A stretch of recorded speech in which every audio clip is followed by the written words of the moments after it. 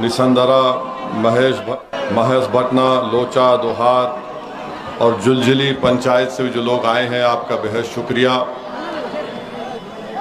शहनशीन पर और मंच पर तशरीफ़ फरमा मजलिस इत्तेहादुल मुस्लिमीन के महाराष्ट्र के सदर व साबिक़ा रुकन पार्लिमान मोहतरम जनाब इम्तियाज़ जलील साहब, साबिक़ा रुकन असम्बली जनाब वारिस पठान साहब, हैदराबाद से तशरीफ़ लाए मेरे तमाम मजलिसी रुफ़क़ा, अराकीन बल्दिया व मोअज़्ज़िज़ अराकीन और मोअज़्ज़िज़ीन, मेरे अज़ीज़ दोस्तों और बुज़ुर्गों, मैं ज़्यादा देर आपके दरमियान में नहीं खड़ा रहूँगा। इंशाअल्लाह ताला 5 बजे से पहले अपनी बात को ख़त्म करके मैं यहाँ से रुख़्सत हो जाऊँगा। मैं आपको एक बात बताने के लिए और गुजारिश करने के लिए आया हूँ कि कल रात में मैंने जनाब इज़हार रज़वी साहब से जाकर उन पे घर के मुलाकात की और एक दिन पहले हमारे गुड्डू भाई साहब, बादशाह बाबू जिसको कहते हैं, उनसे मेरी मुलाकात हुई तो मैंने बड़ी बेतकल्लुफ़ी के साथ उनसे कहा, बादशाह बाबू मुलाकात तो हो गई, घर में खाना कब खिलाओगे? तो उन्होंने कहा कि आप कब आना चाहते? मैंने कहा कल आऊँगा मैं। और कल रात में जाकर इज़हार रज़वी साहब से मेरी मुलाकात हुई। मैं उनको अपने गले से लगाया, उन्होंने मुझे अपने सीने से लगाया। हम दो भाई आपस में मिल लिए। मुझे उनसे कुछ शिकायत करना था, मैंने उनके सामने शिकायत कर दी और फिर मैंने उनसे कहा कि इज़हार रज़वी साहब, मेरा दिल हमेशा साफ़ था और साफ़ ही रहेगा। मुझे शिकायत जो करना था मैंने आपसे कर ली, मगर मैंने उनको जो कहा आपसे भी कह रहा हूँ, मेरे भाई, जो जालिम होता है वो जुल्म करता है और जुल्म करने के तरीक़े, कोई मारता है, कोई पीटता है।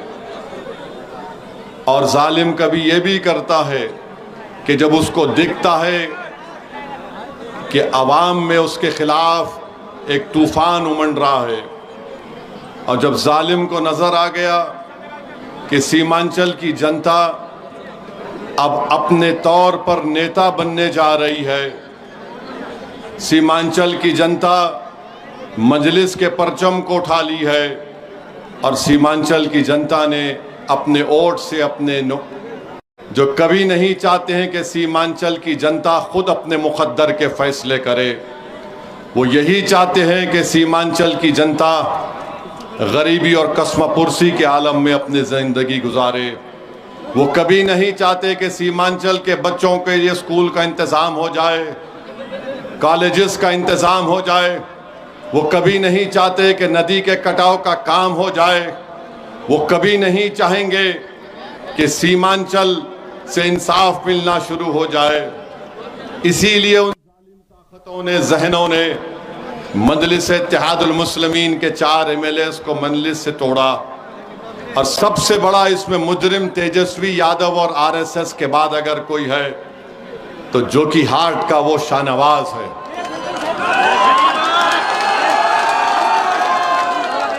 इसने पैसे लिए और बदनाम किया इज़हार रज़वी साहब को। ये मिनिस्टर बन गया और बदनाम किया सीमांचल की जनता को।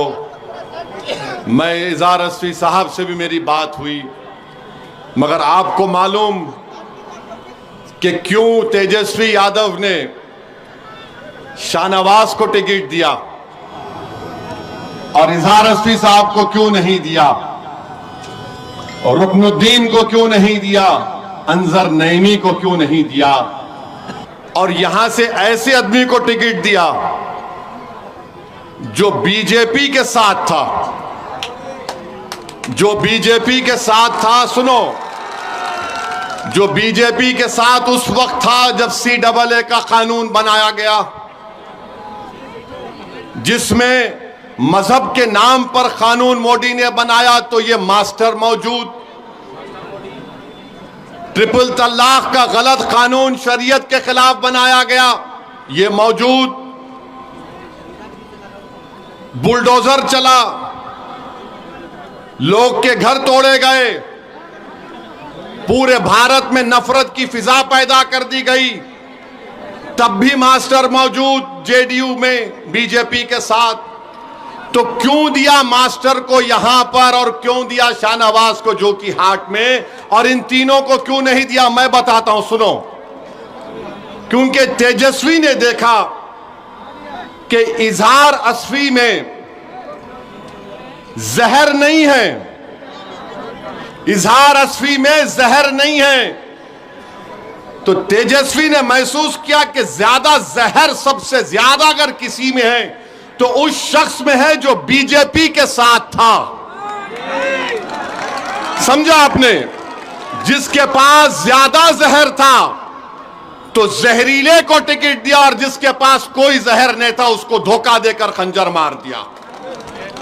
शाहनवाज के पास बहुत जहर था तो कहा तू मेरा जानशीन है, तू मेरे साथ रहेगा। यानी इबलीस भी यही देखता है। इबलीस किसको चुनता है अपना एजेंट? जो निफाक पैदा करता है, जो इत्तेहाद को तोड़ता है। तो इसीलिए यहां से मास्टर को दिया, वहां से शाहनवाज को दिया, और इजहार असफी को जाना कि नहीं, ये इसके दिल में आज भी मजलिस से मोहब्बत है, ये सीमांचल का तड़प लेकर जीता है, ये कोचा दामन में दलालों को हुकूमत करने नहीं दिया, ये मजलिस को छोड़ा, मगर इजहार असफी ने कोचा दामन में दलालों की हुकूमत को बंद कर दिया, दलालों को भगा दिया। तो तेजस्वी ने सोचा कि अब कोचा दामन से मोदी के चेले को लाकर टिकट दिया जाएगा ताकि मोदी का भी काम हो और फिर दलालों का राज दोबारा कोचा दामन में आ जाए। बचाओ, बताओ कोचा दामन की जनता, बताओ बिलासपुर की जनता, तुम दलालों को साथ दोगे या तुम एक साफ सुथरे नौजवान का साथ दोगे? आपको फैसला करना है। आप दलालों का साथ तो नहीं देंगे ना? अगर नहीं देंगे तो फिर याद रखो, पूरी ताकत के साथ आपको 11 तारीख के दिन अपना वोट डालना पड़ेगा। आप जहर को खत्म करोगे या जहर का इजाफा करोगे? आप जो जिंदगी मोदी के साथ गुजार दिया बीजेपी में, उसका साथ दोगे? किसका साथ दोगे आप बताओ? गुड्डू बाबू खड़े हुए हैं, इनका वीडियो देखा मैं, ये अपने परिवार के साथ रो रहे थे। देखकर मैं भी जज्बाती हो गया कि तेजस्वी को जरूरत थी इजहार असफी की, इस्तेमाल करके खंजर मारकर छोड़ दिया। मैं फोन करके इजहार असफी साहब गुड्डू बाबू से मिला और इजहार असफी साहब के घर जाकर उनसे मुलाकात किया। तेजस्वी, तुम एक बात सुन लो, तुमने इजहार असफी को छोड़ा, ना कोचा दामन ने इजहार असफी को छोड़ा, ना ओवैसी ने इजहार असफी को छोड़ा। हम इजहार असफी का साथ देंगे। कल जब घर से निकल रहा था तो मैंने कहा, हाजी साहब अब तुमको कहीं जाने नहीं दूंगा मैं, अब तुमको मेरे साथ रखूंगा हाजी साहब, और अगर मैं दुनिया से जाऊंगा हाजी साहब तो तुम्हारे कंधे पर तुम मेरा जनाजा लेकर जाना। अब यहां से कोई रास्ता नहीं हाजी साहब। तो इजहार असफी साहब ने कहा कि बिल्कुल सही है, हमको धोखा दिया और हमको इस्तेमाल किया। तो मेरे अजीज दोस्तों और बुजुर्गों, पहचानो इन लोगों को, उनको टिकट देते हैं जो ट्रिपल तलाक के वक्त, CAA के कानून के वक्त बुलडोजर चल रहा है, एनकाउंटर हो रहा है, तमाम मुल्क में मस्जिदों पर हमले हो रहे हैं, केसेस बुक हो रहे हैं। ऐसे आदमी को लाकर तेजस्वी ने अपना टिकट दिया है। सोच समझ कर कोचा दामन की जनता अपना वोट का इस्तेमाल करना, और ये कोचा दामन मजलिस का है और हमेशा रहेगा इंशाअल्लाह ताला। पिछले पार्लियामेंट के चुनाव में आपने अख्तरुल ईमान को, मजलिस को 65,490 वोट दिए। 5 साल पहले मजलिस के उम्मीदवार जनाब इज़हार रज़वी साहब को आपने 79,890 वोट दिया था। तो पार्लियामेंट में भी यहां से अख्तरुल ईमान को लीड आई, असेंबली में भी मजलिस को लीड आई। मास्टर इंशाअल्लाह तू हारेगा। कोचा दामन की जनता दलालों को हराएगी। कोचा दामन की जनता रुश्वत लेने वालों को कभी माफ और कबूल नहीं करेगी। और दूसरी बात, तेजस्वी यादव ने आज मीडिया को इंटरव्यू देते हुए कहा कि असदुद्दीन ओवैसी से मीडिया के लोगों ने पूछा, एक मोहतरमा ने पूछा कि आप ओवैसी से क्यों इत्तेहाद नहीं किए, तो तेजस्वी ने कहा कि ओवैसी, क्या कहा उसने, ओवैसी एक्सट्रीमिस्ट है, चरमपंथी है, इंतहा पसंद है, दहशतगर्द है। आप बताइए हमको, हम तेजस्वी को बोलेंगे बाबू एक्सट्रीमिस्ट को तुम जरा अंग्रेजी में लिख के बता दो।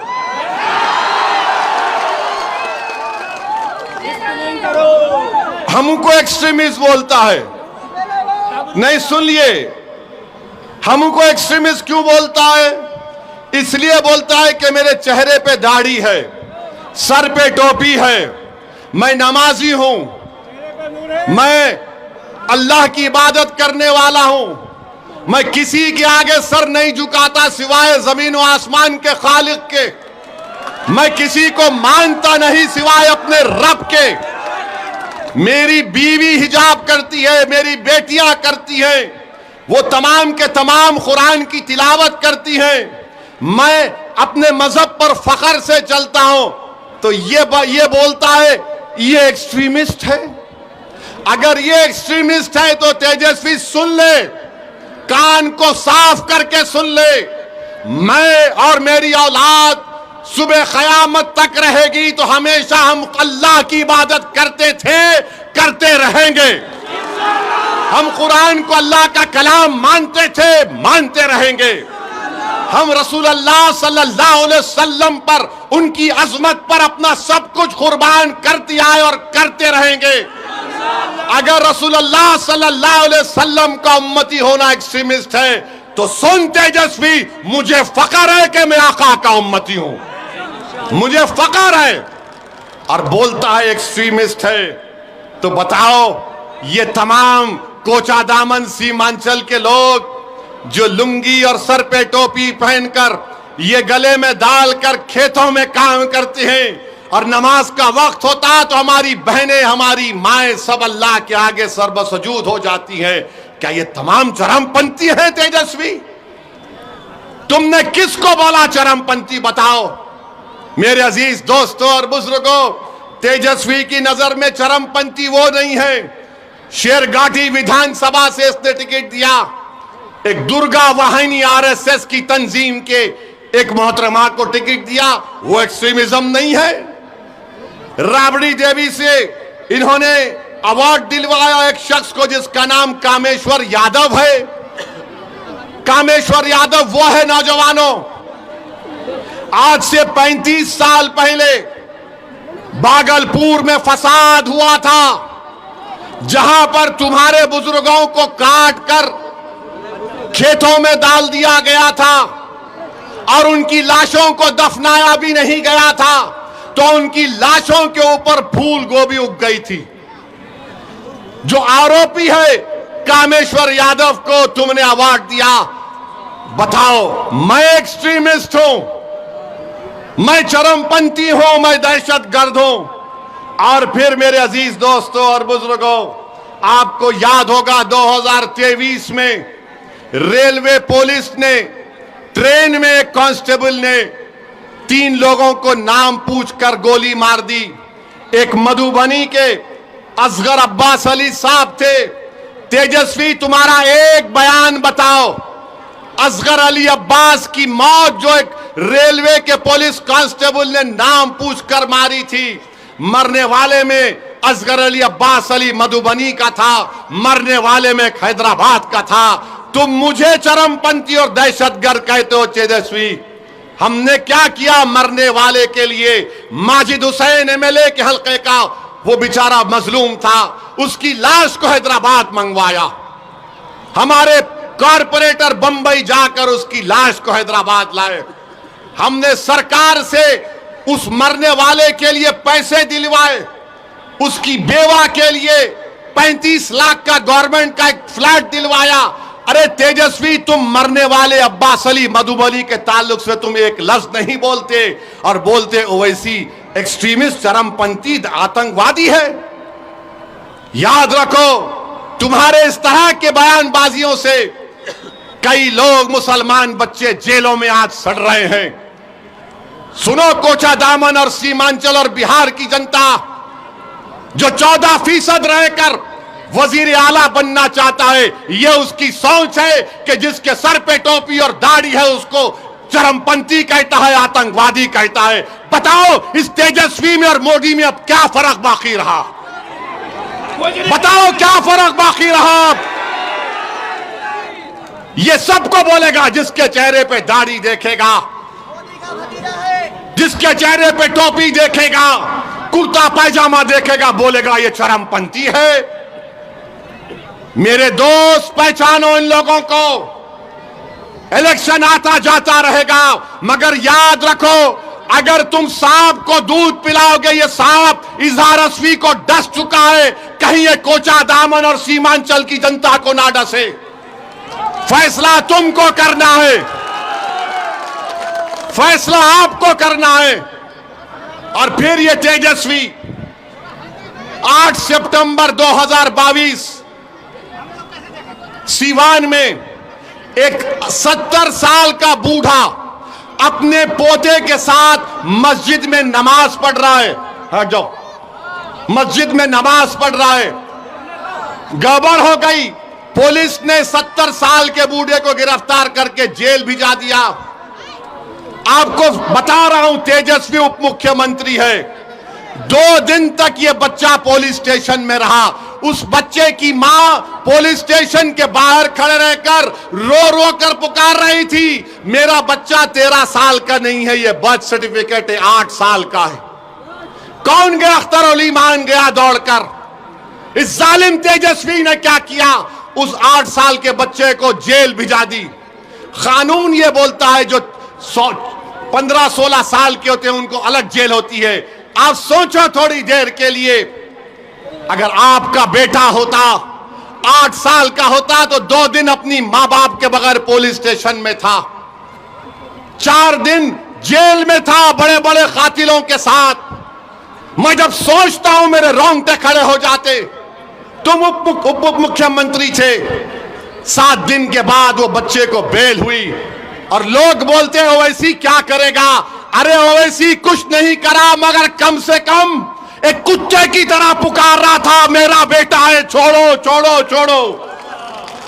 तुम तो कुर्सी पर बैठे थे, तुमसे उतना भी नहीं हो सका। क्या फायदा इन लोगों को इख्तिदार की कुर्सियों पर बिठाने का, जब एक 8 साल का बच्चा 7 दिन के लिए अपनी मां से महरूम हो गया और तेजस्वी एक लफ्ज नहीं बोल सके। आज तेजस्वी कहता है ओवैसी एक्सट्रीमिस्ट है, चरमपंथी है। तेजस्वी सुनो, तुम कभी बाबा साहेब अंबेडकर का संविधान पढ़ ही नहीं सकते, मुझे मालूम। कुछ भी होगा,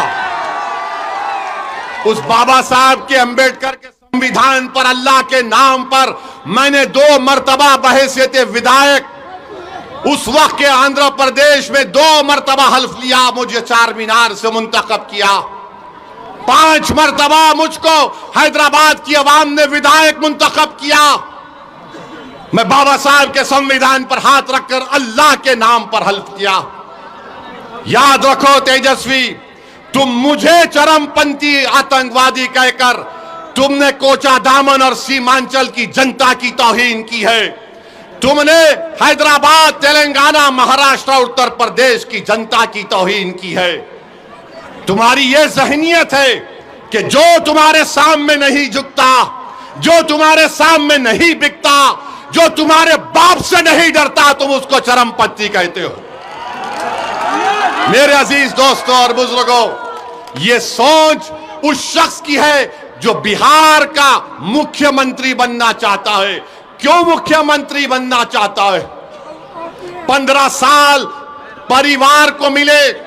अब हमने क्या कहा, मजलिस ने क्या कहा, जब 3.5% के मल्ला बरादरी वाले उप मुख्यमंत्री बनने का ऐलान करते हैं, तो फिर 17% मुसलमान अल्पसंख्यक समाज के क्या करेंगे? मैंने कहा कि अब हमको उप मुख्यमंत्री नहीं चाहिए, अब हमको मुख्यमंत्री का पोस्ट चाहिए। मुख्यमंत्री बनेगा सीमांचल का बेटा इंशाअल्लाह। तुम लिख के रख लो तेजस्वी, मैं हैदराबाद से जरूर आया हूं और आता रहूंगा। सीमांचल का बेटा उप मुख्यमंत्री बनेगा। तुम नहीं बनोगे, ना बनने देंगे इंशाअल्लाह ताला। तुम में इतनी नफरत है, एक चेहरे पे दाढ़ी, सर पे टोपी तो एक्सट्रीमिस्ट। कभी तुमने पढ़ा एक्सट्रीमिस्ट किसको बोलते हैं? कभी तुमने देखा एक्सट्रीमिस्ट किसको बोलते हैं? अरे सुन तेजस्वी, जब भारत को जरूरत पड़ी पाकिस्तान के आतंकवाद के उस बुज़दिलाना हमले पहलगाम के बाद, तो जब मैंने भारत के पक्ष में बोलना शुरू किया, तो पाकिस्तान के जालिम लोग बोल रहे थे कि भारत में एक ओवैसी है जो चरमपंथी है। तो मालूम हुआ पाकिस्तान के लोगों की जबान अब तेजस्वी बोल रहा है। समझा आपने? पाकिस्तान में जो दहशतगर्द बैठे हैं, जिन्होंने हमारे 26 भारत के नागरिक को मारा क्योंकि वो हिंदू थे, जब ओवैसी खड़ा हुआ भारत के सालिमियत के नाम पर, तो पाकिस्तान के तमाम लोग बोल रहे ये शेरवानी, सर पे टोपी, चेहरे पे दाढ़ी, ये एक्सट्रीमिस्ट है, ये चरमपंथी है, आतंकवादी है। तो लगता है तेजस्वी तुम पाकिस्तान से ये लफ्ज उठाए हो। इतनी मोहब्बत तुमको पाकिस्तान से हो गई तेजस्वी। मुझे पाकिस्तान से कभी ना मोहब्बत थी ना रहेगी। मेरी रगों में उन लोगों का खून है जिन्होंने पाकिस्तान को जाने वालों का बायकॉट किया। मेरी रगों में उन लोगों का खून है जिन्होंने अंग्रेजों को मार के भगाया था। हमको भारत के नागरिक होने का फख्र है, मगर यह शख्स चरमपंथी कहता है, वो पाकिस्तान के आतंकवादी भी मुझे एक्सट्रीमिस्ट और आतंकवादी कहते।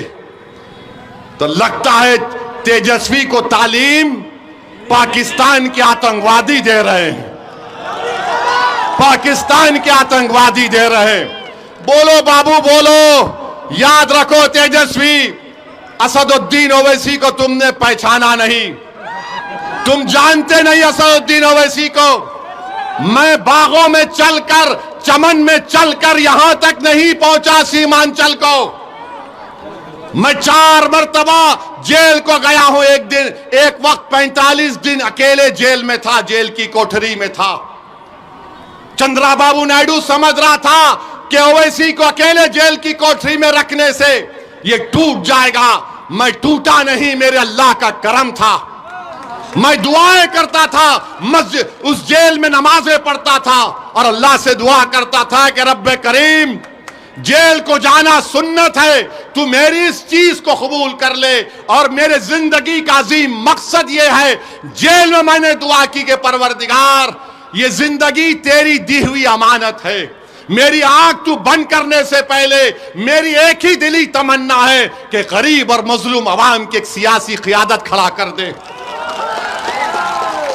जेल में मैंने दुआ की थी, नहीं मालूम आज मैं सीमांचल को आ गया।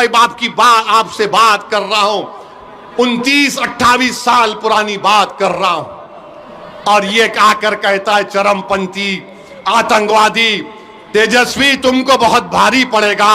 11 तारीख के दिन जब कोचादामन की जनता जाएगी तो वोट डालेगी दलालों के लिए नहीं, बल्कि शराफत के नाम पर वोट डालेगी इंशाअल्लाह ताला।